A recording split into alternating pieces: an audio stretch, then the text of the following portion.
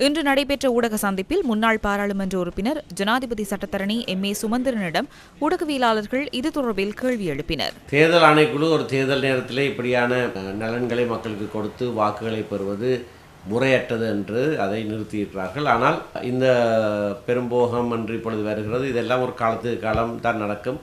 தேர்தல் இருக்கிற காரணத்தினாலே அந்த போகம் பிற்போடப்படாது. காலத்துக்கு சூழ்நிலைக்கு சுற்றாடலுக்கு இங்கே தேர்தல் நடப்பது தெரியாது. ஆகையினாலே மக்களுக்கு தேவையான நேரத்திலே அதை பெற்றுக் கொடுப்பது அத்தியாவசியம். தேர்தல் ஆணைக்குழுவும் இந்த வேளையிலே தேர்தல் என்றொன்று இருக்கிறது என்பது உண்மைதான். ஆனால் அதைவிட முக்கியமாக மக்களுடைய உணவு உற்பத்தி, அவர்களுடைய வாழ்க்கை சம்பந்தமான விடயம் இது. ஆகையினாலே தேர்தல் என்பதை கவனிக்காமல் அந்தந்த வேளையிலே அவர்களுக்கு அந்த உரங்களை பெற்றுக்கொள்வதற்கான நடவடிக்கையை தேர்தல் ஆணைக்குழு அனுமதிக்க வேண்டும்.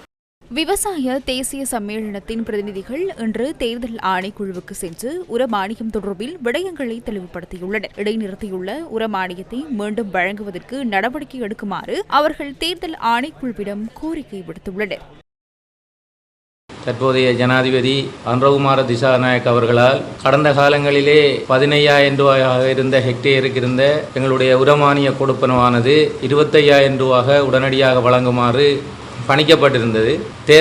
பாராளுமன்ற தேர்தல் அறிவிக்கப்பட்ட பின்பு அதை உடனடியாக நிறுத்துமாறு எங்களுடைய தேர்தல் ஆணையகம் அறிவித்திருக்கின்றது. இதை அரசியலாக பார்க்காது எங்களுடைய விவசாய மக்களினுடைய நலனை கருத்தில் கொண்டு தேர்தல் ஆணையகம் இதை திரும்ப வழங்குவதற்கு ஆவணை செய்ய வேண்டும். இந்த வருடமாவது இந்த ஹெக்டேருக்கு 25,000 ரூபாய் கிடைத்தால் 2024-25 ஆண்டுக்கான பெரும்போக விவசாயத்தை ஓரளவு நட்டமில்லாமல் கொண்டு செல்லலாம் என எதிர்பார்த்திருந்த நேரத்திலே தற்போது இது ஒரு ஏமாற்றமாக இருக்கின்றது. தேர்தல் ஆணையாளர் நாயகம் இது தொடர்பில் கருத்து தெரிவித்தார். எந்த ஒரு தேர்தலுக்கான தேர்தல் தொகுதி அறிவிக்கப்பட்டதன் பின்னர் அதனை ஊக்குவிக்கும் முகமாக எந்த ஒரு நடவடிக்கையை மேற்கொள்ளக்கூடாது. இதுவரை பொது தேர்தலுடன் தொடர்புடைய சட்டங்கள் நடைமுறைப்படுத்தப்பட்டுள்ளன. அதன் அடிப்படையில் பொது தேர்தல் சட்டத்தின் பிரகாரம் செயற்படுவதற்கு அனைத்து அமைச்சுக்களும் திணைக்கள தலைவர்கள் நடவடிக்கை எடுக்க வேண்டும் என கூறிக்கொள்கின்றோம்.